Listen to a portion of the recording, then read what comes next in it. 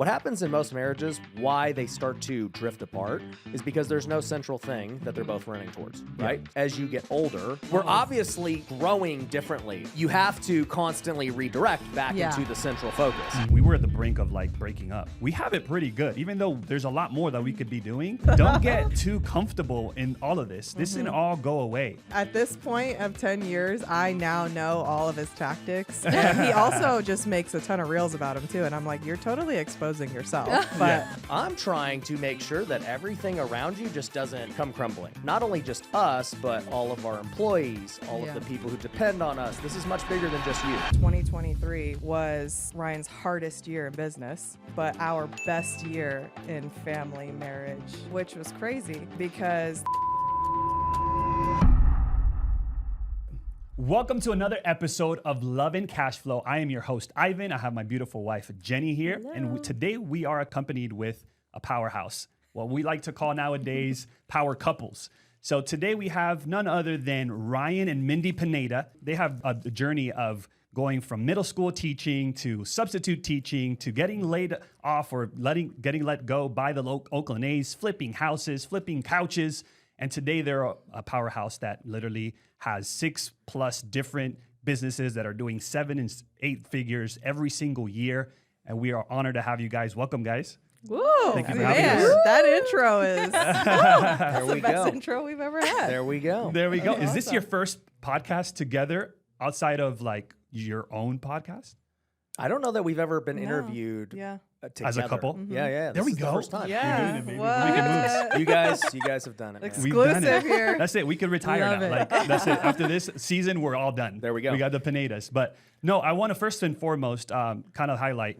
Obviously, let's get right to it. So I want to ask you, Mindy, real quick. Spicy. Okay. Spicy right away. Obviously, Ryan looks a lot different than when you first, married him, right? I know where this is We're talking physically or what? Physically. Yeah. Yeah, obviously, Facially. financially, everything else, right? Yeah. Like now he has more hair and body parts that he never had. Yep. He has a little bit more mass. How hard has it been to keep your hands off of him? There we go. Oh, it's been so hard. A new baby came right after all of this happened. So how hard has it been? He is aging like fine wine. And I just told him yesterday, I was sitting at the dinner table just looking at you like, dang, that's Zaddy right there. Yeah, that's Zaddy He's with good. a Z. Zaddy. Yeah. No, No, I love it. it. I love his transformation.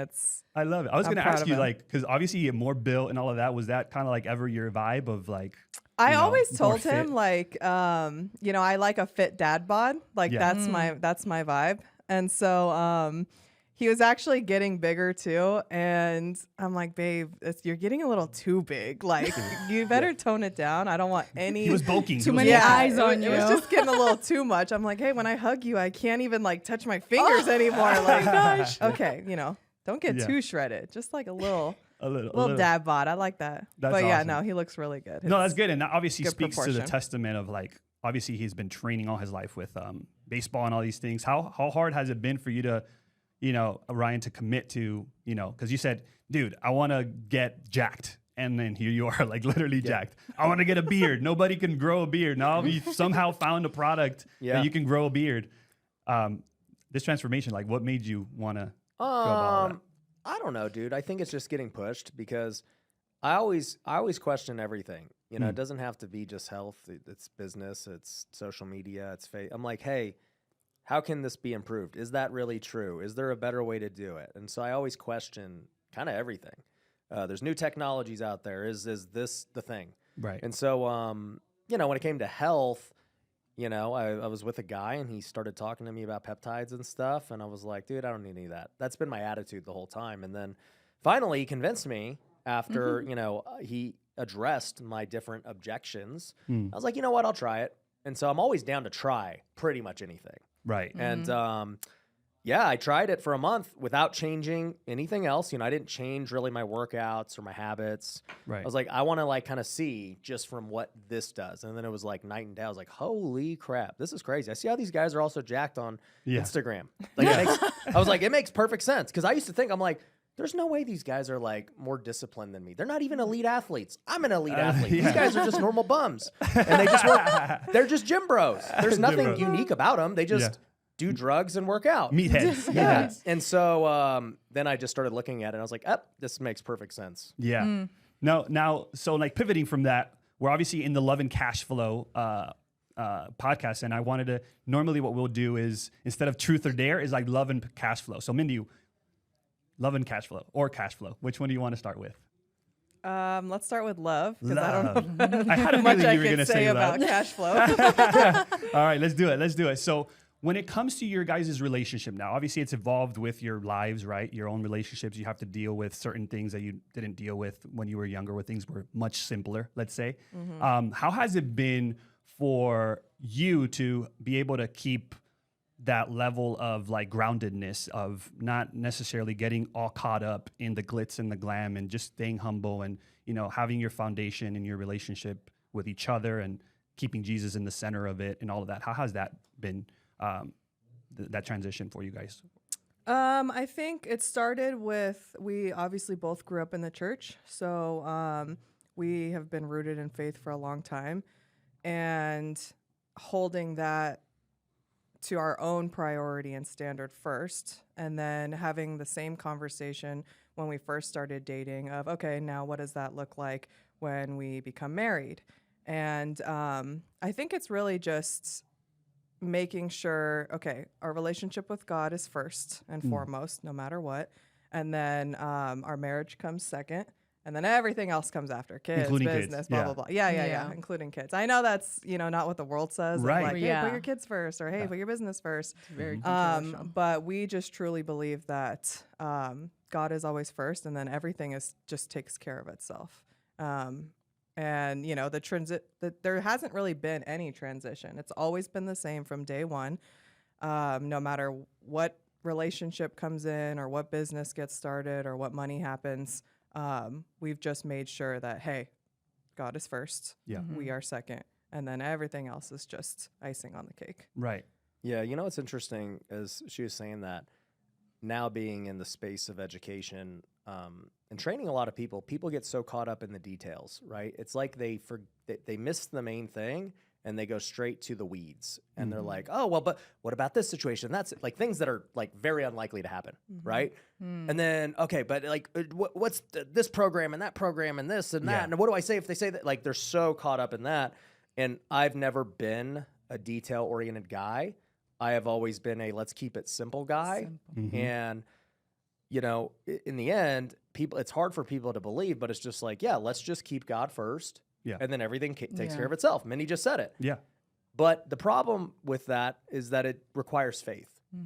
It requires faith to say, I don't know the details. I don't know how this is going to play out. I don't know where this will lead, but I do trust that it's the right thing. Yeah. That God is leading That's you a at least to huge take that key. first step. Yeah. And look, it makes life simple. And, that first step takes a lot of faith to be able to try it.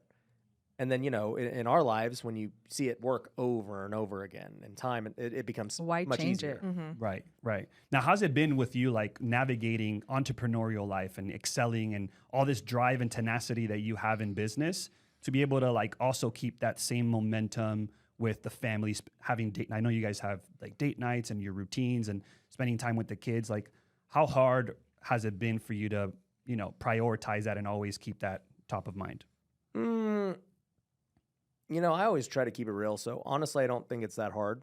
I think that what you had mentioned before of tenacity and drive, I have that for everything. Yeah. It's not just, oh, I want to be the best business guy. No, it's like, I want to be the best husband. I want to be the best father. I want to be the best health. I want to have the best podcast. I want to have the best real estate business. Like, I want to be the best. I want to be the best golfer. I want to be the best at whatever it is I am passionate about. Yeah. Right? I want to grow in my faith. I want to learn apologetics. And so if you're passionate about it, it's important to you, and you say it's a priority, well, you should strive to be the best that you could be. I don't think there's any other way to live. It's funny that you say that, because a lot of people, I feel that they just feel that they can only be the best at one thing. Like, hey, if I am the best business person, I can't be the best at home. It's almost like a cop-out, in my opinion. It's like, I have this multi-million-dollar business and it's crushing it. We have 300 employees and all these things. Yeah. But my house is a wreck. Like my family doesn't like me. My wife has me sleeping in another bedroom. Yeah. You know what I'm saying? And it's almost like that's what you have to do in order to have that. And I love the fact that you guys are a true testament of the fact that you can have it all, right? So how about for you? Has it been, obviously. Let me add to that though. Yeah. I think they could if they chose, but what it comes down to is it's not a priority. Yeah. And as much as their words may say, I love my family, Yeah. you don't. Your So it's actions just, speak. Yeah, it is what it is. Whether or not it's 100%. I totally agree. A lot of people will sit up there and start talking about what's their passions, what they love in life and all these things. And it's just what sounds politically correct versus what's really there. And the actions is really what speaks. But how has it been in those times that obviously, especially like with 2023 being one of the hardest financial years for pretty much anybody in real estate? How has it been for you, Mindy, to be able to, kind of navigate and support Ryan in those times that you may or may have not known what has been going on in business, but still being able to keep the home and everything at bay? Because I'm a big proponent, and I tell Jenny this all the time, and I encourage all wives, is like, we have a lot going on in business. The last thing that we want is show up at home and get even more, stressed out and all these things. How do you navigate that as a wife of, Ryan Pineda? Well, I'll say first that, my mindset has always been exactly what you said. I don't want to be the reason or a reason to add on to Ryan's already very large burden that he has, right? He has 8 businesses, a lot of employees, a lot of personnel. I mean, just a lot of things that he has to deal with on a daily basis. That why would I want to be another reason? Like, okay, now you got to worry about what's going on at home. Now you got to worry about coming home to a disgruntled wife, or now I'm not, like all of these things. Like, it's more actually selfish of me. Like, I don't want to be that reason. So, I need to make sure that I take care of what I need to take care of, which is my home, and steward my time, so that he doesn't have to worry about it. Right. And I think what's something that's really interesting is, 2023, we just talked about it last night at dinner, was, Ryan's hardest year in business, but our best year in family, marriage. I mean, everything. Why was that? Which was crazy, because there was a few years before that where business was also difficult, and our marriage was not great, and our family time was not great. And I think the difference between that year and this year, right, because they're both parallel, but now one is thriving and one is not, is our mindset. Totally our mindset and our passion to serve. And communication too. Yeah. But before, I would say, was just like, okay, we just wanted to not necessarily serve ourselves, but just kind of think about, well, what can they do better, right? Or, I don't like these things about you, or I don't like how you're going with this, or the time that you're spending in this way, instead of seeing it how we see it now of like, okay, what can I do to help you? Yeah. Like, I can come up with, a list of things that I don't like and whatever, but at the end of the day, I have to stick back to my word of, hey, if I'm going to be a serving wife, if I'm going to be a loving wife, if I'm going to take care of my home, like, I don't need to put those burdens on him. So instead of that, what can I do to alleviate anything that's going on? What can I do to make sure that, hey, I got it at home. You don't got to worry about it. Like, you got to worry about a lot in business, and if there's anything I can help you with that, great. But if not, like, just don't worry about this side. I'm curious how you do it, Jenny, with since you're still somewhat in the business too, while taking care of a bunch of kiddos. Well, I mean, I completely agree with what Mindy is saying in the sense of the wife is the one that takes care of the home, and I think that's something that when we first started, like when he first started seeing Ryan and his podcast and stuff, and then we saw the relationship that you shared at that time between you guys, I'm like, wow, it's very similar to us because it's like, and it's so different to what the world tells us nowadays. Like, no, the man needs to help at the house too and stuff, whatever. But at the end of the day, what does the Bible say? The woman is the one that he gives the house, but you build the home. You have the food, the take care of the kids, have the house in order, and then that way they can come home and there's peace, After a long day, you need a rest, you need to unwind. It should be a pleasant like a pleasant moment between you guys, between the family. I think in order to keep everything just flowing, you just have to also be organized. I'm very structured at home, like scheduling with the meals, everything. I'm very structured because if not, I go crazy. So he knows like I have a time for everything at home. And if he needs help in the business, I know what time of the day, this is the slot. Here's when I can help you. If not, I'll get to it, but I'll get it done. And it's setting the priorities at home. As soon as he gets home, the food is made, and it's ready for the four of us to eat together. To have that time before the kids go down to sleep, which they have a strict time as well. Just that way at night we can spend it with each other, maybe watch something, talk, catch up and stuff. Because during the day, I really try not to bother him. Because he works from home, right? Not anymore. Oh, not anymore. Yeah, you get the at the studio. studio. Yeah. So, but before, up to this point. Yes. Yeah, but even then, with his home office, I really tried not to. The kids would be the ones that would be like, distracting me. I don't know how you did that. It was hard because I think it's harder. It was harder before. Because the home office was downstairs. So especially after we're done with breakfast, he would go straight to the office and then they would just go run. I'm like, no, we got to go upstairs. Take him upstairs. Or something. Yeah. That dynamic was definitely, interesting, but it made me realize that number one, I loved the fact that they were my distraction because I always call them my best distractions, the kids, because, they would pop up. My doors is like these French doors. You can see the glass through the doors and they'll come up and I'm like, hey, and I'll entertain them instead of focusing on what I needed to do. But I said, you know what? We need to change this. My You'll just see me running like, no, let's go. My productivity like 5x after I moved out of the house. Literally. Because I'm also the type is like, even if they're upstairs and I can hear what's going on, like I'm so curious what's going on. Like I'll pop in and surprise them. You can't. You really can't. It's hard. We did it during COVID. Ryan almost lost his mind. I was like, this is great. So we can help funny you. enough, and he's you know what's babe, crazy? My business, my Airbnb business blew up during COVID because we pivoted our marketing strategy to cater towards locals that wanted to have a different set of walls and some time away from the chaos at home. Nice. So while all these Ryan other would have been gurus, all over that. While all these other gurus were like stuck and they losing their Airbnbs and all these things, I'm like trying to say, hey, just come next door, stay at the Airbnb at a discount, all these things, get your work done. And sure enough, we had a bunch of like locals coming in. That's amazing. I've never heard of that before. Actually, before that, those were the best months, like during COVID, funny enough. But going back to, also, Ryan, I wanted to ask you, when it comes to communicating to Mindy, when things are going good and bad at the office, at work or whatever, because obviously, we're not I'll speak for myself. I'm not the best in say like picking up how the vibes that my wife would give me, even though it's like obvious. I gave you the stank eye like 3 hours ago. That doesn't mean come give me a hug. Yes, let's do the dishes. You should know that this, that, and the third. And I'm like, no, if it did not come out of your mouth, I do not know what you mean. What a big lesson. So how do you go? Yes. Right. So how do you go about like communicating? Well, I think, we've been married 10 years now, so I can pretty much read her pretty good. I like to think I know her better than she knows herself.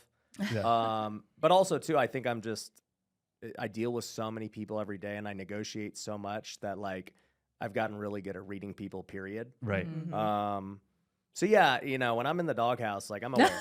And I'm also aware if I'm, like, entering. Like, if I'm not there yet, but I'm like, I'm on that path. Like... I'm going to have to like make a quick pivot here. Or he knows how to change We're it. on the path of no return. Oh my God. This is not going to lead to my desired outcome tonight. I have tunnel vision. I'm like, I'm just straight there. And he slowly is like not manipulating, but like negotiating. Being a negotiating and turning. I'm like, okay. I love you so much. I know with us, like before when I would be really annoyed with him, he would just give me space. And for me, it would get me even more mad because I'm like, I need you to ask me, like, what's wrong? Like, but ask you 5 times because I'm gonna say it's fine until the 5th time. Then I'm gonna tell you. And I was waiting, but if you guys walk away, he likes his space. What is going on? He likes his space. So when I see that he's on a mood, I'm like, You'll come to me eventually when you're better, but you know, but I'm like, I'm not like that. Like, you need to come to me and be like, hey, are you okay? What's wrong? What did I do? You know, but it's also like for us was a lot of communication, like with, especially in the beginning, I had a lot of expectation, like for him to do stuff for me. Like in the beginning of a relationship, not a lot of people know, and we've mentioned it in previous podcasts, but you know, like we were at the brink of like breaking up. We're in the dating stage. In the dating stage. Yeah, because we were in completely opposite sides of the spectrum. She had like Disney expectations, fairy tale, like, you know, flowers every day, chocolate, little notes, all like of every day, every single day, something had to happen. And this comes from obviously, like in her defense, this comes from you know, a single child that has a loving dad, right? What's up with these single kids, like thinking everyone owes everything to them? Yeah, exactly. Hey. So I blame my dad though, because but yeah, she had these crazy expectations, and I was on the other side of the spectrum. I was, you know, raised with like there wasn't much like affection and love and stuff like that. So we had to sit down with our mentors at the time and kind of set us straight, right? And then from there, our relationship really flourished. Because we were really going to just call it quits. And I said, listen, she was like, pretty much, let's finish this. I'm like, okay. I would love for us to just sit down with someone before because I always told her from the very beginning, if we break up, we're done. Yeah. We're not going to do this back and forth that people love doing is like, oh, we get back together and we break up and back together. Yeah. I said, no, we're not going to do any of that. If we break up, we're done. So let's do this. And that way we know for certain. And sure enough, that's what literally saved our relationship. Yeah. So going back to also like, you know, I know a lot of people go through hard patches in business. And I know that you guys went through one in business this last year. How did you, because I'm really curious. I know a lot of people bring the baggage from work into the home, right? Like they'll start venting and taking it out on the wives, on the kids and all these things. And I know you don't do that, but how do you communicate it specifically? Like for instance, I don't know if you don't want to mention it in the pod, but I know in Behind Closed Doors, you said like you had to communicate with Mindy how things were taking place in the business and you needed to spend more time taking care of putting out fires and stuff like that. Like, I would love for you to share that story because I think that would be very valuable for her. Yeah, and I shared the story at WealthCon in, when was it, October? So, you know, you guys can watch it on YouTube. I actually put the presentation out. But, yeah, you know, what I was sharing to these guys at the Golf Mastermind, because we were talking a lot about marriage and communication and everything else, because a lot of them, you know, a lot of people had a rough 2023. And, you know, I was basically like, guys, here's kind of like how I handle it and what I did. A couple of things to point out before I tell the story is, number one, I'm not a very emotional guy. So I'm very even-keeled all the time. You would never know I had a rough day or it's just always the same, right? So when I heard Jenny say Ivan was getting in his feelings and, you know, she had to... No, like in the sense that he will be really quiet than usual. That's how he is. And I'm like, okay, something happened. And I'm like... For me, I'm always, regardless of what happened, like I just am always trying to stay consistent. And I never get mad or angry. Never. So I don't know. Maybe I'm a robot, but you know, it's a machine. Yeah. So knowing that, right? Mindy for the last 10 years has never seen me high or low. So whether I just absolutely crushed it and murdered it, I come home the same. If I got punched in the face, I came home the same. So, you know, as the year, as things started to change, when the market changed towards like Q3, Q4 of 2022, I was starting to work way more, and I was starting to have to take these phone calls at home and everything else. And I never explained to her why. I'm just like, I mean, I literally have to do this. There's nothing I can do. No other option. And, you know, for me, I like to think that I'm very productive. And so if there was another way, I would have already figured it out. But in my mind, I was doing everything humanly possible. And also in my mind, I was like, you know, everyone else who's going through these things would already be toast. For me, I'm adding like an extra hour a day at night to get through like an extremely tough situation. So in my mind, I'm like, I'm killing it. So I did. Yeah. And I was like, all right, you know, like I'm gonna get through this. It's all good. In her mind, she sees a guy who's now taking away time from her and the kids and everything else. And in her mind, she was thinking that it was because I'm trying to go scale and take this thing to the next level. And I never communicated that to her. I was just like, I just was doing it because it had to be done. And, you know, she started to become resentful and distant. And like I said, I can catch cues and I'm like, what's going on? And I kind of knew already, but I don't know. I was too dumb to explain why I was doing it. And so finally, I don't know. It was probably like, who knows how long it was festering in her. It was probably months before it finally like hit a head. And I'm like, we need to have a talk. So, you know, we had a talk and I solved it in the way that I solve business problems, with just questions and transparency. And I said, hey, I don't even know how I came up with this, but I was like, let's like fill out this worksheet together. And I created 3 questions. No way. And I said, I was like, dude, this is Yeah. so dumb. Yeah. I don't want to do this. yeah, Like, and we'd never done anything no. like that, but I was like, Yeah. I need you He's to like, answer we these need to do questions this. honestly. And so the base, and somebody asked me like, what were the 3 questions? And I was like, I don't remember exactly, but I think it was along the lines of like, 1, you know, what do I do that, you know, makes you feel loved? And we both had to answer. It wasn't just a one-way street, right? 2, what do I do that annoys the heck out of you, right? And then 3 was essentially like, what would you like to see me do more of that I don't currently do or that I don't do enough of, whatever, right? And so we each answered it. And, you know, we gave our thoughts. Some were known, some were unknown. Some were just taken for granted.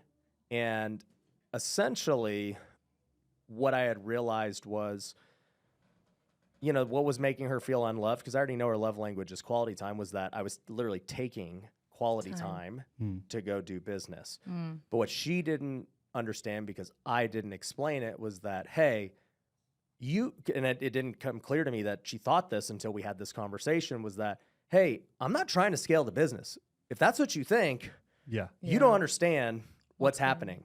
And I was like, I'm trying to make sure that everything around you just doesn't come crumbling. Right. And that not only just us, but all of our employees, all of the people who depend on us, this is much bigger than just you. And I go, so for me, this is X. And then I was like, I never tell you what's going on in business because there's just too many things. I was like, let me explain to you what's happening.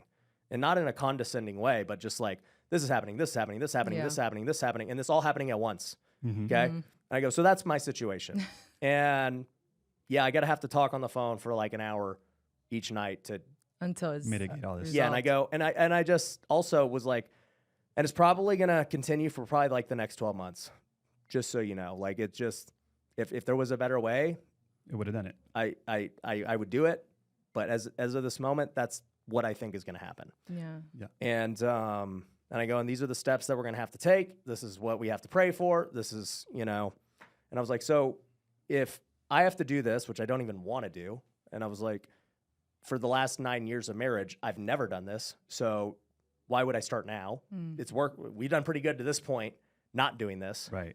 So I was like, so trust me, I actually want to do this less than you want me to do it. Right. Yeah. But it is what it is. So it's pretty much she understood your point at that point. But how did you feel, Mindy, before that conversation? Like, Before that conversation, I was just kind of like, okay, you know, we have a decent marriage, and this is obviously I'm honoring my commitment. We don't ever talk about divorce or anything like that. That's not an option for us. But I just was kind of like, all right, well, I guess that this is just how it's new going to normal. be. It's gonna cruise. And yeah, it's just going to like, it's not going to be terrible, but it's not going to be great. It's not going to be thriving. It's just kind of like, I think at that point, and like you said, this is obviously months and months of just build up and like slowly kind of distancing, that I was like, well, all right, I think I've accepted up to this point that it's just, it is what it is. oh, wow. And like, obviously it's comes back to, you know, we didn't have great communication during that time. Yeah.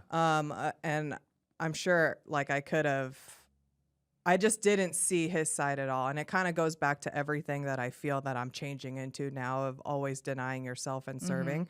But that was just not my mentality at that time. It was just like, dang, like he really doesn't know what he has. He doesn't like know what I'm doing at home. And it was so one-minded. And I just think back like, oh my gosh, if I really would have just sat down for a day and just thought about all the things you know, that he was doing. Now, granted, obviously I didn't know, like he said, it was just kind of like okay, I don't know what's happening here, but all I know is there's a difference between when you get home and what you're doing and how many hours you're spending and all this stuff. If I had just thought about that for a second, I think that, and like took myself and my feelings out of it, we probably could have changed the course much quicker. But I do think like, it does have to get to a point where we're like, okay, hey, we got to communicate and come back, Like it's never going to be like, oh, we're just perfect all the way down, no. There's going to be times where he's feeling a certain way or I'm feeling a certain way.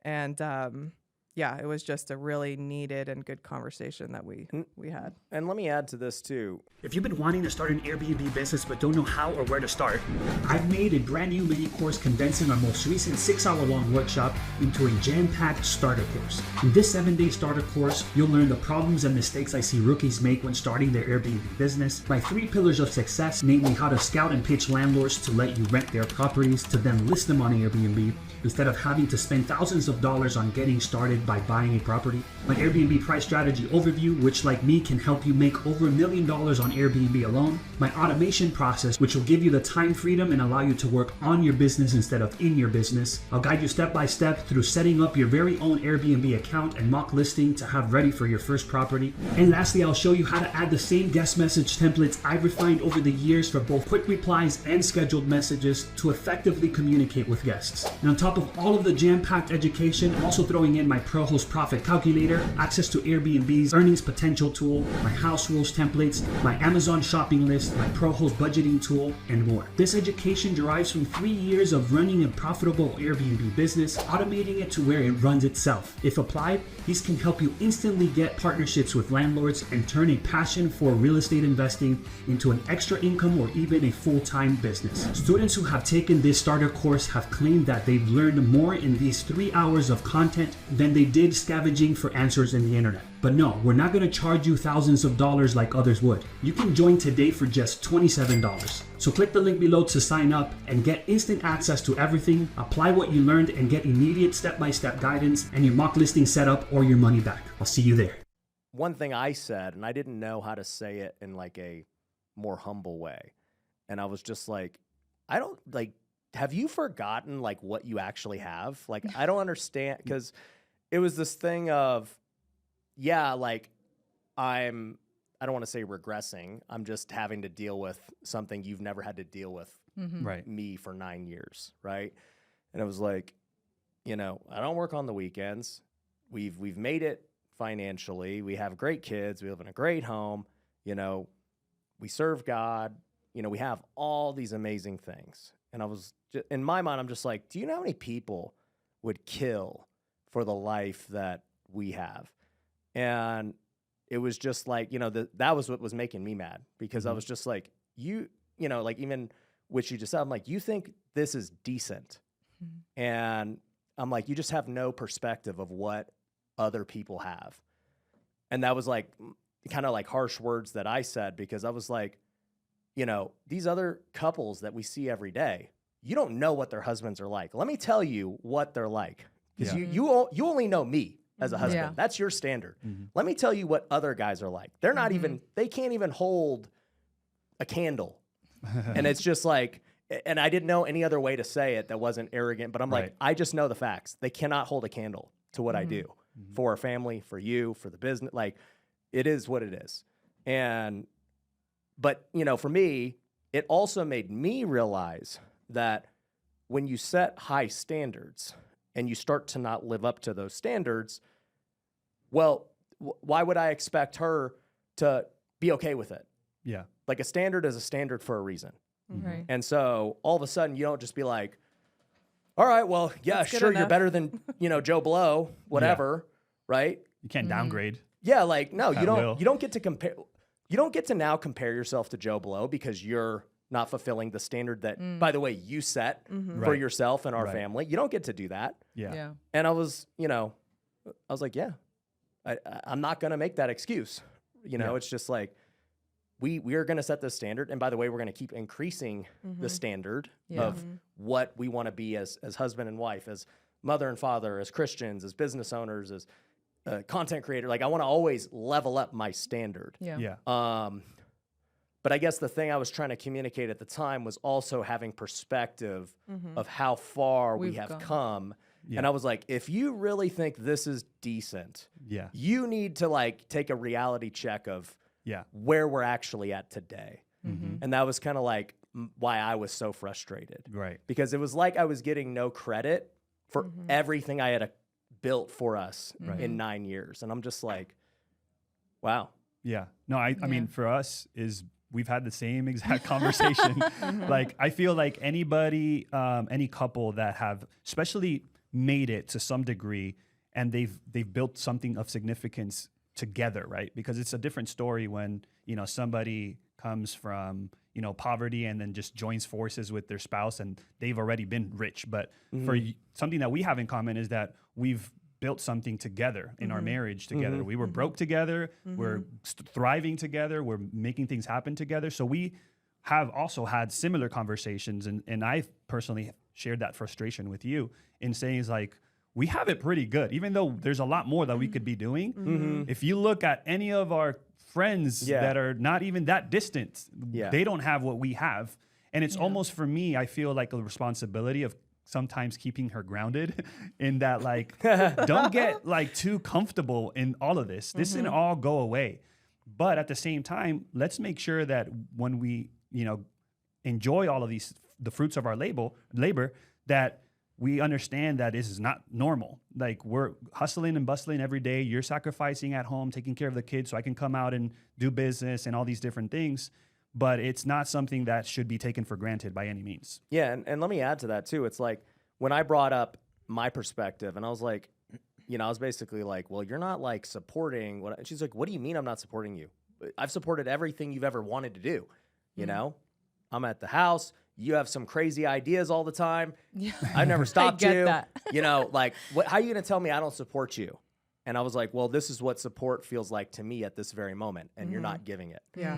And I may have supported him up to that point, but at that point, he needed a different kind of Shift. support. yeah, Yeah. I was like, I don't need you to do this. Like, that's not support now for where we're at. And, but how would she know that, right? Like, Yeah. you have to communicate.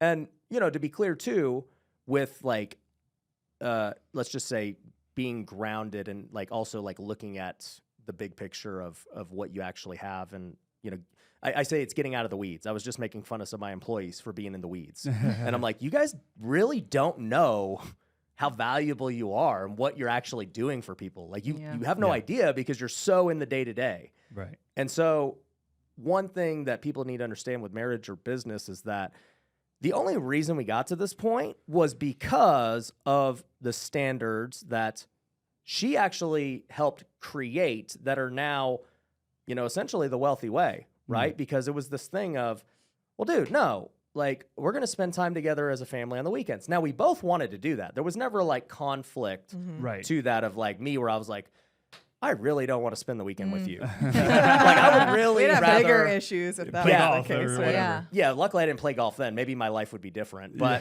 I was like, no, like, I didn't want to work either. Right. I was like, no, I just want to chill and relax and be with my family.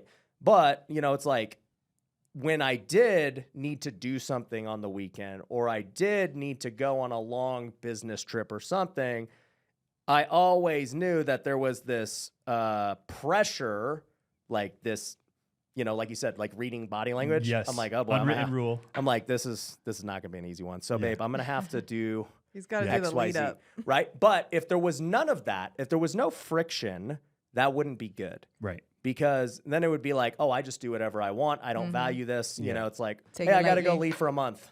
I gotta go do this and she's like, all right, that wouldn't be good. Yeah. So it's because of the standards that we have for ourselves and because we hold ourselves, you know, Accountable. to these standards we have set, you're going to have friction. That's why you have standards. If you had no standards, there'd be no friction. Right. Yeah. And so, you know, to get to where we got, you know, you got to hold yourself to high standards. And so for her, it's like, yeah, you know, this went from being great to, I guess it's just going to be decent if this is how it's going to be. Whereas somebody else's standard would, and by the way, 99% of people Right. would be like, that's amazing. Yeah. But not when you're at a high level. Right. Right.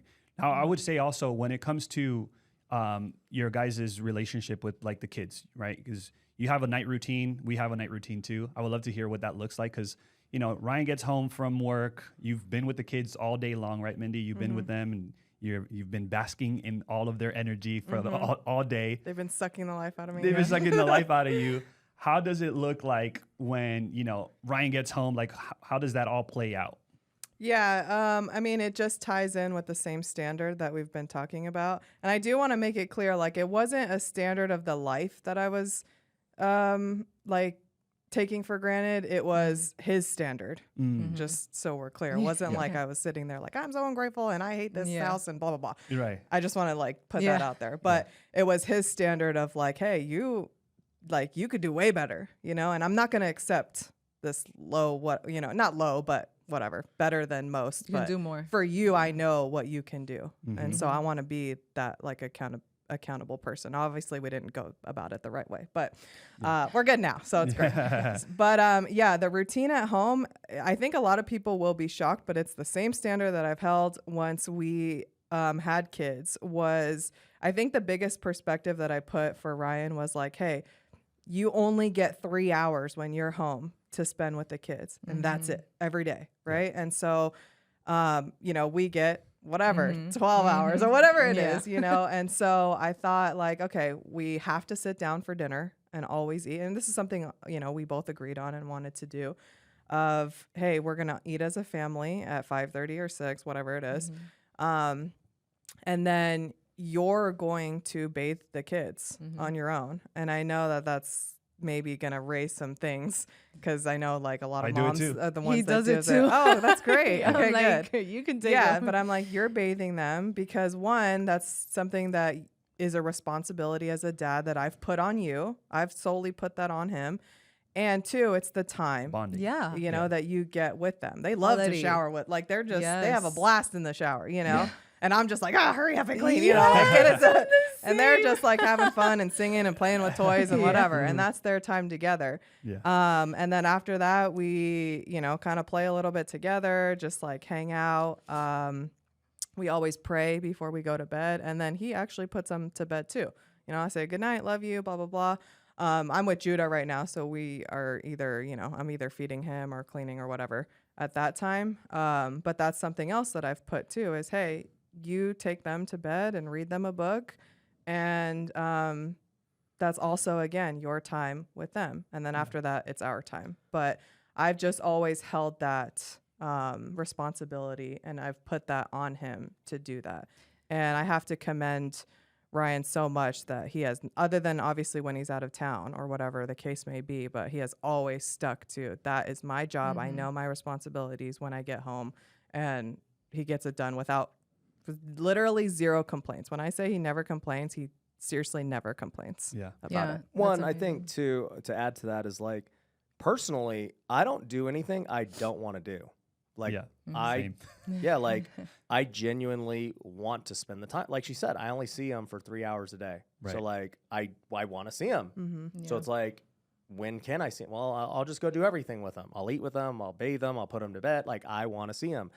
And things I don't want to do, I don't do. And so, there were things early on in our marriage that I was doing, like cooking. I was the cook early on.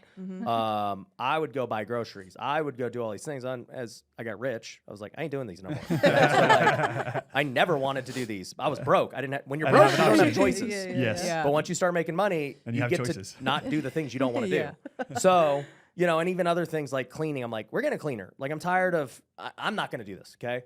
I used to do the dishes. Ain't no more. I ain't doing them no more. So, and even dumb things like get the mail, take out the trash. Like, the trash would always get missed because I'm just like, I don't pay attention. That's your job. And so then you had like 1 million Amazon boxes. And I was like, why do I do this? I'm rich. I can hire somebody to take out the trash. This is so dumb. Pick up the dog poop. I used to always do that.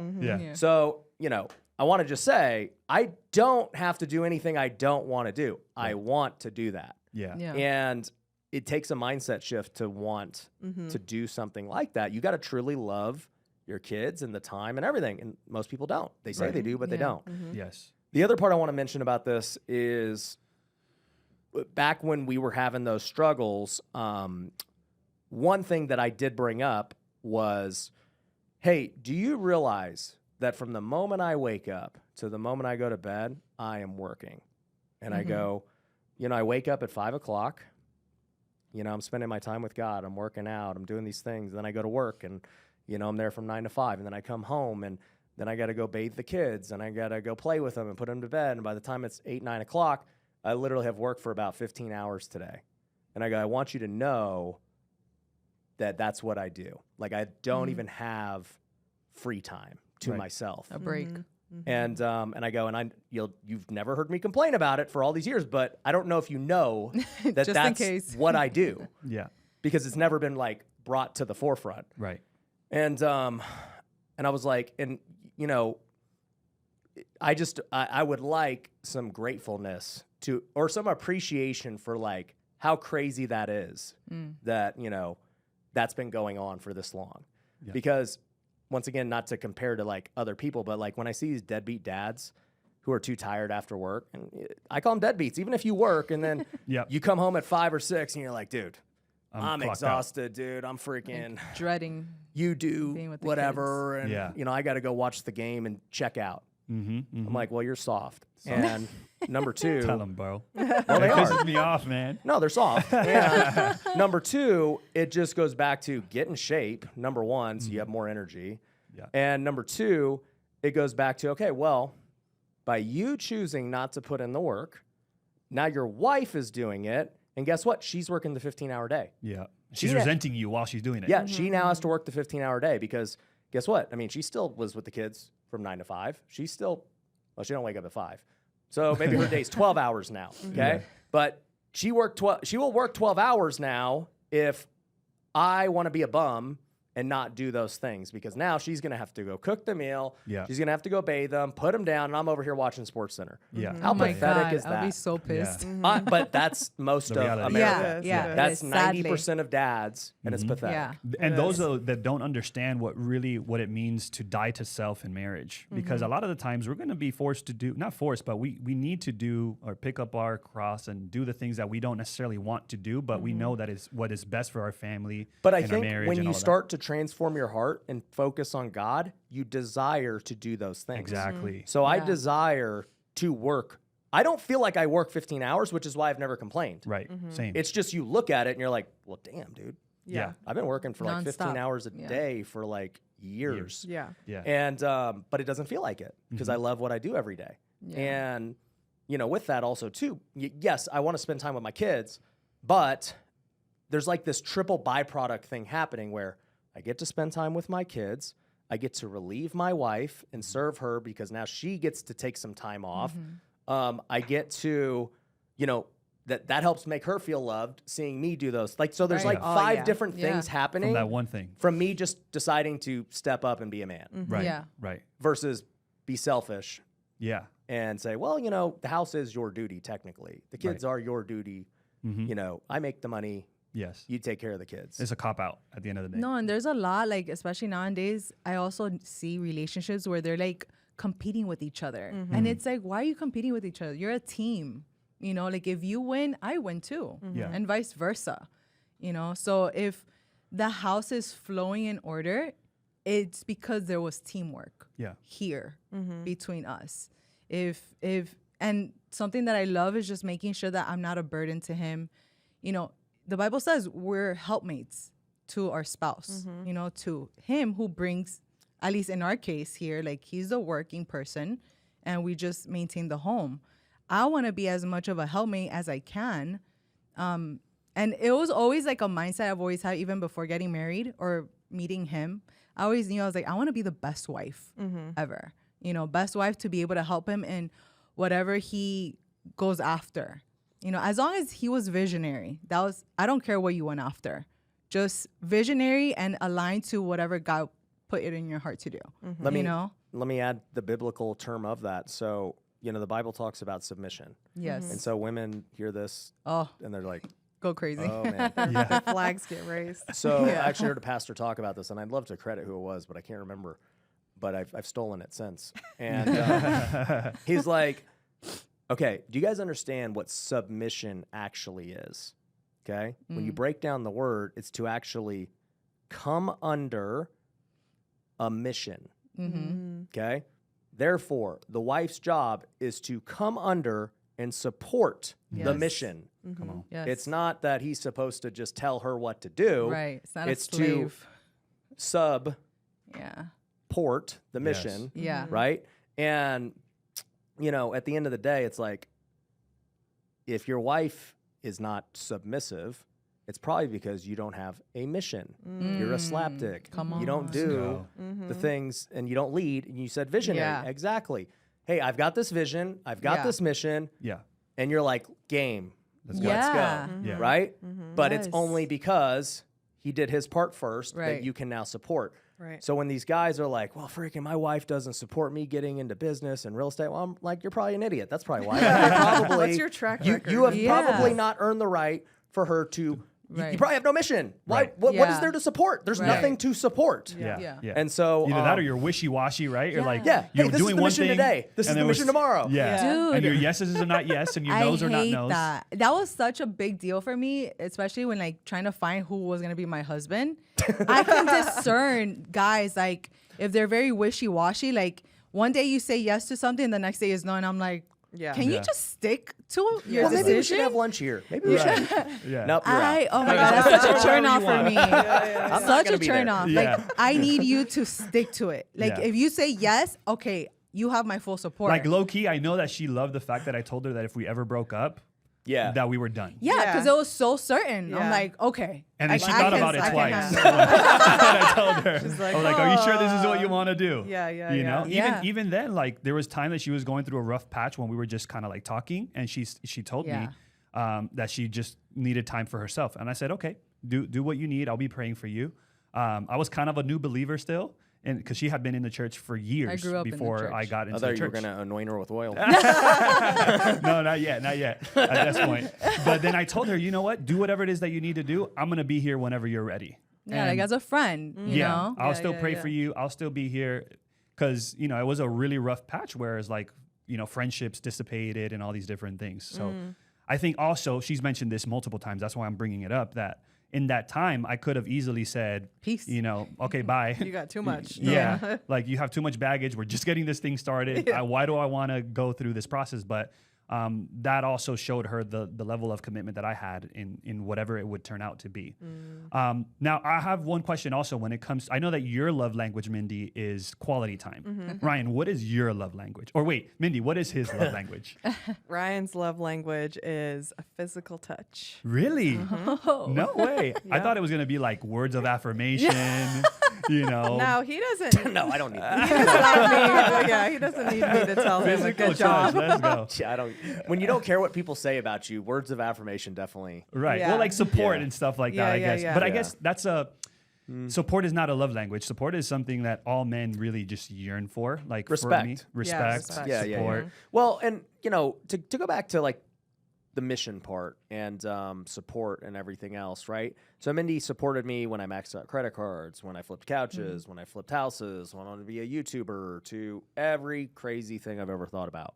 And what was crazy about our marriage up to this point is that like for the first 8+ years, we literally did not have fights or issues. And so,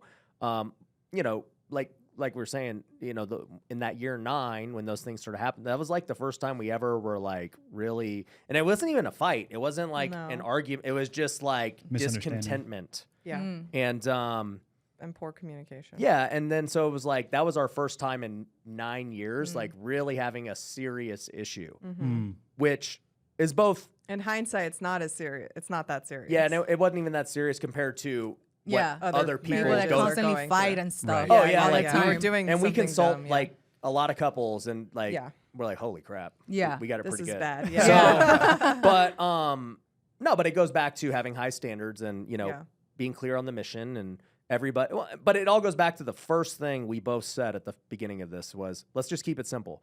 If we just follow God, Yeah. the Yes. rest takes care of itself. Exactly. Our issues take care of itself. Everything takes care of itself. Because here's the thing. What happens in most marriages, why they start to drift apart, is because there's no central thing that they're both running towards, right? So in our case, it's Jesus. Now, as you get older, she's very different than she was when we met when she was 18. Right. Yeah. And I was very 22. different even from a year ago. Yeah. 100%. Yes. Right? So We've we're always- obviously like growing differently. I'm now this way different guy. I have a beard. Super So jacked. like, yeah. jacked beard. Yeah, guy. like, my Totally testosterone is way different. higher. So obviously, I have more drive. So, but you have to constantly redirect back Yeah. into the central focus. So unfortunately, with most marriages that aren't rooted in faith, they don't have a central thing to go back to because they are both subjective. Yeah. And inherently, as humans, we still are selfish, no matter how much Yes. we try to be selfless. And so, if Mindy is like on this path of like, oh, well, you know what? I want to do X, Y, Z. And I'm on this path of, well, I got to do this, and it just, you reach these divergent paths of now, how did we get so far apart with what our actual mission together was? And, as time has gone on, I kind of started and maybe this was the Holy Spirit speaking, but I started to kind of plant seeds in her mind in our marriage about what she was going to have to start doing as we got more famous and everything else. And like some seeds with that were, hey, look, I know you don't like want to be in the businesses or speak on stage and stuff, but I'm going to plant this seed that you're going to need to start changing that mindset because you're going to change lives. Yeah. People want to know, I was like, you don't have to do it today, but I'm just telling you, this is where things Prepare are yourself. inevitably Yeah. headed. And I don't want us to get there. And And it'd be then a surprise. you're surprised. Yeah. Yeah. I was like, I know this is where it's going. You're Yeah. going to have to start preparing for this. Yeah. And it was still core to the central mission of bringing glory to Jesus. It wasn't this Yeah. thing of like, hey, I'm thinking that we might start some strip clubs and I'm going to need you to like whatever, right? Yeah. It's still core. Yeah. And Yeah. so it's like, hey, you're going to need to step up at the next level here. Yeah. Right? And that's what she was saying. We both challenge each other to increase our standards. Right. Yeah. Like another one was like homeschooling. So our kids are still young, but it's just like the more I've gotten around other entrepreneurs and people, the more I see the world change, the more I see like our lifestyle that we want to live. I'm just like, yeah, this public school, this private school thing ain't gonna work. Ain't gonna cut Like it. for what we're gonna be. And she's a public school teacher, and we never said we were gonna homeschool. We always made fun of it, actually. Yeah, Yeah. we did. And we did. Go back to the OG videos. And be Yeah, like, we- we're not homeschooling. Yeah, we'd make fun of it, Yeah. and then finally, as I understood and started to see it, and like, I think I've been good at like seeing many steps ahead, and so I started to plant the seeds, and I was like, hey, so, just so you know, I'm not like super against homeschooling. I'm sure you were like, Just like a what? little Yeah. seed. I'm like, I'm like, huh. I can see why people do it. I'm not like saying we're gonna Yeah. homeschool our kids. Yeah, Right. yeah, Right. yeah. Right. Even though in my mind I'm like, this is We're This gonna is hold gonna it. happen. this is gonna happen, but I'm like, Yeah. I gotta like plant Yeah. the seeds. You can't shock her with it all. And then No. hopefully she thinks it's her idea. That's Yes, the goal. That's the goal. He just gave you the formula of how he convinced you, really. Here we go, Which I'm here sure we you go. knew already. It's kind of like when you bring a fish into a big fish tank and they put them in the bag and you have to let the bag simmer and kind of get acclimated with the same water and then drop them in the water. I It's, think very similar. at this point of 10 years, I now know all of his tactics. And he also just makes a ton of reels about him, too. And I'm like, you're totally exposing yourself. But because everybody just sends them to me anytime he talks about me. Oh my gosh. But now I just know. And I'm like, yeah, it was your idea, babe. Like, don't worry. And in the reality, credit. I'm just whispering to him at night, hey, we're going to homeschool. Hey, we're going to do this. You're going to grow a beard. She always said that. I'm just jacked. whispering. And then No. he wakes up and he's like, I have the best idea ever. I'm like, yeah, babe. That's Yeah, you that's go her for idea. it. Go for it. She does say that. Like, there's things she'll be like, I told you that literally. the time. No, Yeah. but it'll be like, I literally just said that 20 seconds ago. Oh my god. And I'll be like, did you? I thought I came. Dude, I thought that was my idea, and I'm like, I'm pretty sure I thought. whatever, Of dude. it. I Yeah, just you did. said You that. thought about it. Yeah. Always. Not even a month ago. No. Like literally within 1 minute The ago, second. I said it. That's hilarious. And I don't know, and I'm still not sure if she's messing with me or I didn't. Bro, I feel the exact same never way. 'Cause know. I'm like, there's Dude. no way. That's not so like far-fetched. We weren't even talking about that. Yeah. Like the topic was nowhere at all close to it. And Yeah. it's like, I share, it's like, I was literally just thinking that. I'm Yeah. like, No, she get said out of she my said head. it. No, She said I it. say Yeah. it. She said it, she but- said it. Or She do I? verbalized it. I don't know. You'll never know. That's I don't when you know, expose like, mine. that Yeah. you don't have Ryan's attention when it just literally Yeah. passes through. Question, Mindy. When it comes to like, you obviously are super supportive of Ryan's, the businesses, everything that he has going on. He's very driven. He has these crazy goals. Like he wants to build a golf course with a ministry thing next to it. All these crazy, ambitious goals. Like what drives you, Mindy, in like your day to day?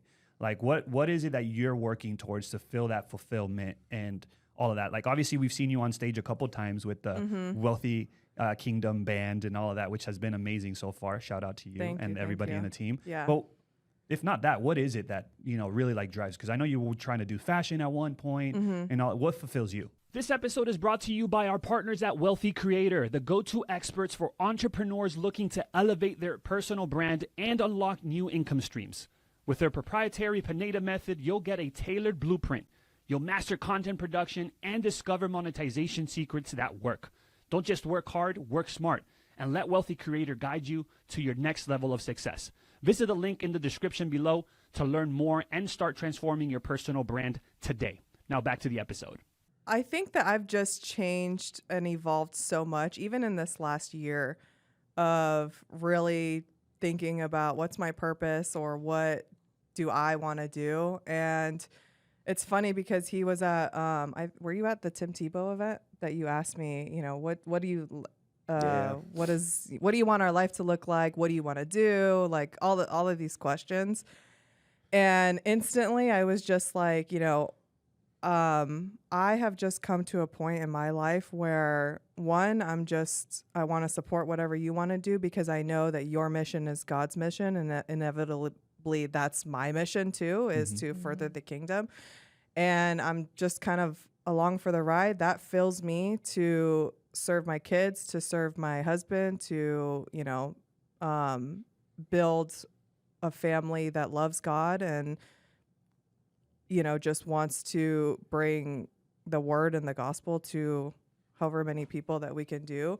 And that always wasn't the case, because when I first started getting into fashion and all of these things, I'm like, I want to create a clothing brand and I want to do all these things. And I was on that path to do that. Yeah. And, I was so passionate about it and started creating content and all of this stuff. And I did a fast, and God literally just said, hey, like, that's just not my plan for you. If you want to do it, go for it. But like, that's not the vision that I have for you. And in hindsight with that too, that was also when we were having those problems. Yeah. It was all concurrent. And Even just focusing on our own things. Yeah, and like even then, because she had never wanted to start a business or anything. And she's like, I really want to start a business. And it was funny because she was like, can you give me advice? And I was like, are you asking me as your husband? Or are you asking me as like a coach? Like, what do you, she's like, well, what would you tell like one of your students who wants to do this? Yeah. And I was like, okay, if you really want me to tell you, like, talk to you the way I would talk to a student. Yeah. I was like, okay. He's like, here's what you need to do. Here's how it's going to go, blah, blah, blah. Yeah. And I was like, these are what needs to happen, X, Y, Z. And I go, now, as your husband, let me tell you this. How? How are you going to do this and do, your responsibilities for your marriage? And I was like, it's already hard enough to do what we currently do. Yeah. Now you somehow think you can go run a business that you've never run before and take care of the kids and serve and do all these things. I was like, as your husband, I don't know how you're going to do it. Yeah. Do you feel, Mindy, that because it happened in that stage or in the season you guys were having trouble, that maybe subconsciously you wanted to do that just to like get your mind off of whatever situation you were having with Ryan at that moment? Oh, for sure. For sure. I I'm like, okay, well, I need to focus on something now. Like, I don't want to just be a mom. I don't want to just be a wife. And I guess I really just didn't think that was enough for me and my potential. And it was just a totally wrong way of thinking. And it has nothing to do with like the fashion in itself. I still love fashion. I still whatever. But it was just obedient to God's plan for me. And just really seeing that, hey, once I start deviating to what I want to do and not praying about it, not fasting about it, not, speaking to and, he wasn't like, no, don't do it. He was just kind of like, okay, well, if you want to do it, like I can help you.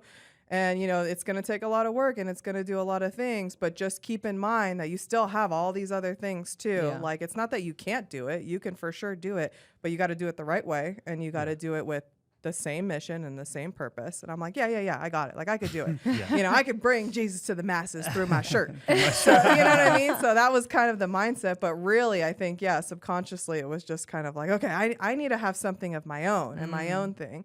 And I just heard so quickly, and even just reading the Bible and knowing like God's heart and God's will for my life, it's like, that's not even the realm of what I need to be doing for my purpose. My purpose now is supporting Ryan, is serving my kids and serving, because the mission is ultimately we are raising the kingdom and furthering the word. And so it just it's like literally goes back to, and I don't know if you can hear my baby, but it goes back to just your mindset. I literally have a totally different mindset than I did a year ago, than I did 2 years ago. Like, people who know me then, you don't know me now, because now I'm just a different person, and that's such a good thing, because I am so much more like, now I'm tunnel vision to. And it wasn't like I was ever away from the faith or anything. I've always loved God. I've always known God. I've always been devoted. But now it's like, okay, I just see so clearly the mission for our family. Yeah. It's not even for myself. It's for both of us now. Yes. Yeah. And that was part of too with Wealthy Kingdom, where I didn't know what it would mean for her to be on stage and other things, but I was like, just know, like, I know where things are headed, and so just prepare. Yeah. I did not know that it would be, hey, you're actually going to be the worship director and playing keys on stage and everything else. And, it's just, and I still don't know where it's going to be. Yeah. Right. I still don't know what that means 5 years from now or even a year from now. And that goes back to the beauty of faith. Yeah. You just know that you're on the path, and you're willing to do whatever God's calling you to do, which is what she's talking about, of getting uncomfortable and obedient. Yeah. And I do feel this a lot for you, Mindy, is that especially that he has such a light on him with the business stuff and whatever, but there's also a light on you to show and be the example to so many women, not just to women that are married to an entrepreneur, but to a workaholic guy, to know that like a healthy marriage is possible. Yeah. That you supporting him, you are giving an example, whether you're not a main speaker on the stages in WealthCon, but you are a huge key, a huge factor behind the scenes. And when you speak to people, they're receiving a lot from you because they see the fruit through him as well. And then in your marriage. Yeah. And I mean, I think for me, like, I was always open to the idea of speaking on stage.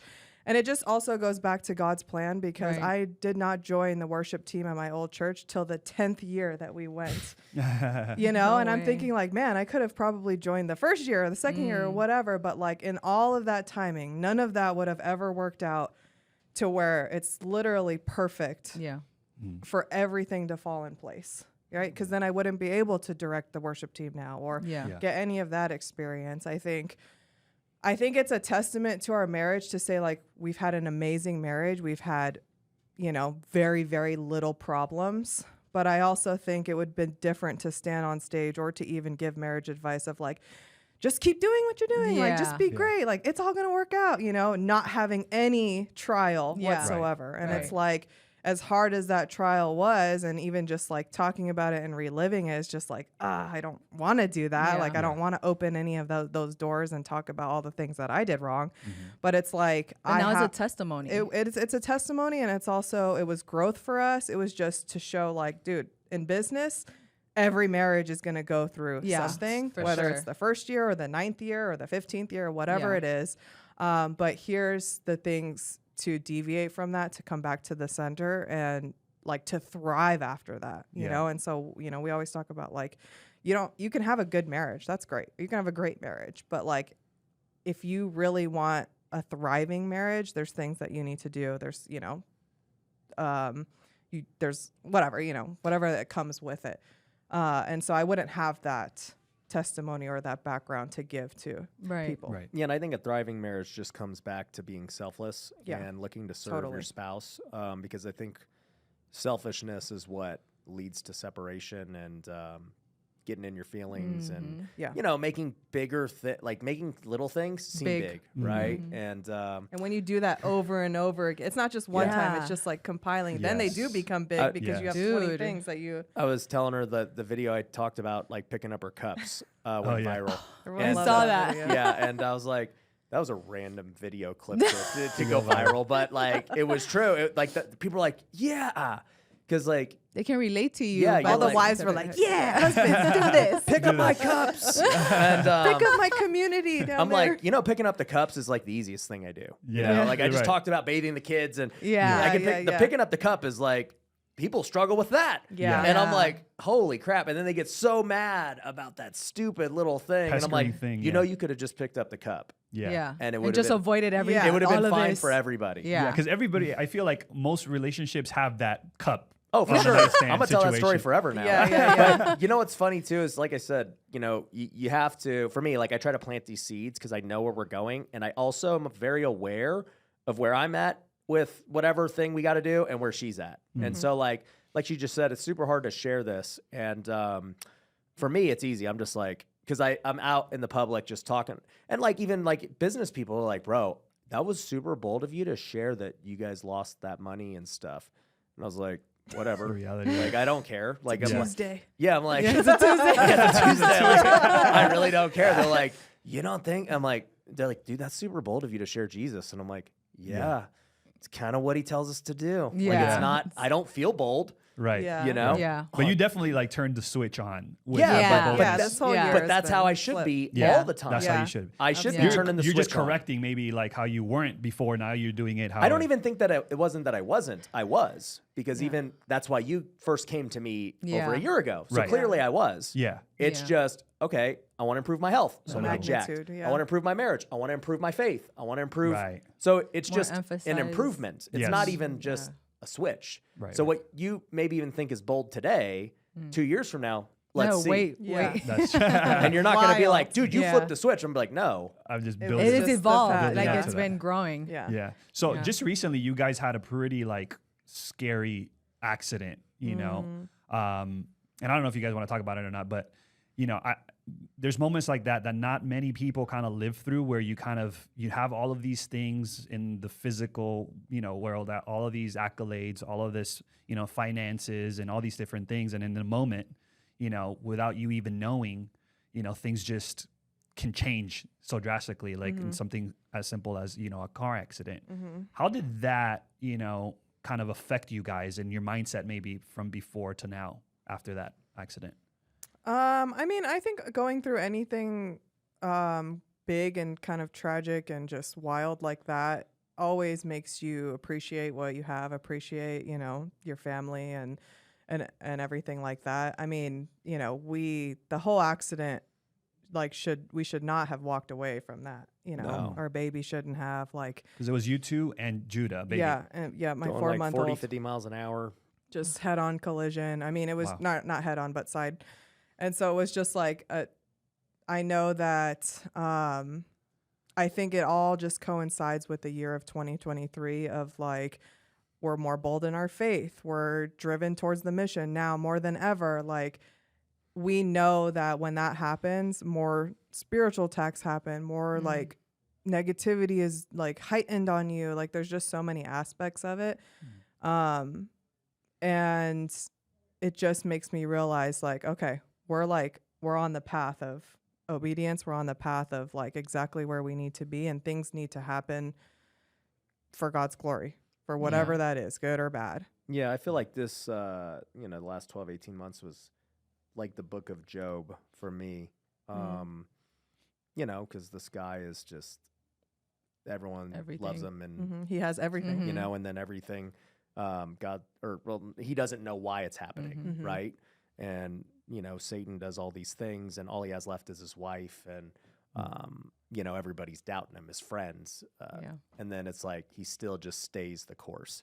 And then like I see how I acted throughout the time, and I see me doing things that Job did where it's like, no, dude, like I'm doing this the best of my abilities, and like rebutting different things, and then saying like, you know, even like I just said on this podcast, because I'm just telling you what happened, of like, well, no, I am righteous. I am doing these things. And Job was saying that. And then finally God comes and he's like, bro, you weren't here when I made the earth. You don't know anything that's going on around you. Okay. Right. You think you know, but you don't. And and then he goes to his friends. He's like, but let me tell you, he actually is righteous. And you don't know why he's going through these things, but you know, everyone gets checked. Right. Yeah. And, you know, it's interesting. Then obviously the ending is great. Yeah. The ending is great. I think one thing to mention too is like, he had a great life after, but like he still lost all of his kids and like everything, you know what I mean? So he still could have been like, oh my gosh, well, you know, I know God, but why didn't he give me my kids back or whatever it is? And it's like, no, it's just still a testament to his faith of like, no, things are gonna happen, even to the most righteous, even to whoever. Bad, like just term trials are promised, right? And it just depends. It just, you know, is about your faith and how you persevere through that. Manage it. Yeah. No, 100%. I love that. And lastly, because I want to respect you guys' time, I know you guys have a lot of things to do. But lastly, what advice you can take my time. I'm only 45 minutes late. What would be the, like one piece of advice that you guys would give the listeners, the people that are viewing, as far as managing, you know, the work-life balance, the love and the cash flow, you know, as a married, you know, couple that are doing it in pretty much the highest, you know, level currently? What would you guys tell them? I guess I would say two things. I'd say one, just commit to the time and the priorities that you've set for your family. So if that means eating dinner together, commit to that for both sides. Or if it's, you know, spending whatever time at night as a married couple or on the weekends, whatever it is, just commit to it every week. Do it without fault. And then the second thing I would say is find some act of servitude towards your spouse and do that every single day without expectation, without like, I'm going to get something out of this, without like, I'm just trying to tally my sheet now and, you know, I'm one up. Take all of that out and just one thing that you know. And this is not just like, this is above your daily thing of what you do, right? Because you could, anybody can give a list of, I do this, this, this, and this for you. Go above that. Just do one small thing that alleviates whatever burden or just serves them in some kind of way. And I think that would change. That's awesome. Change your marriage for sure. Yeah, and let me add, I'm not going to say what it is, but in 2024, Mindy made Oh my gosh, here we go. And I'm not going to say what it is, like I said, but she stepped it up big time. It has to do with his love language. I'll say that. There you go. So, anyways, I'm not going to say what it is. But she's crushing it. She's staying on her goal. Oh my gosh. So, anyways, I actually thought she was going to give a simple answer, and I was going to have to give the tactical answer. So I'll do the opposite. I'll keep it simple. It's the same thing she said, the very first thing, and we'll end with it because people don't listen, is that if you just focus on Jesus, the rest takes care of itself. You will start to serve more. You'll make better decisions. You'll be selfless. That's it. There's nothing else. Just focus on Jesus. The rest takes care of itself. Amen. I love that. That's Matthew 6:33. If you want to look it up, seek ye first the kingdom of God and his righteousness, and everything else shall be added on. Not your marriage, not your business. Everything else shall be added on. Well, thank you so much, guys, for allowing us to get you guys on the podcast. By far the best one thus far. So I'm super excited for everybody to see this. I love you guys. Love you guys. Thank you.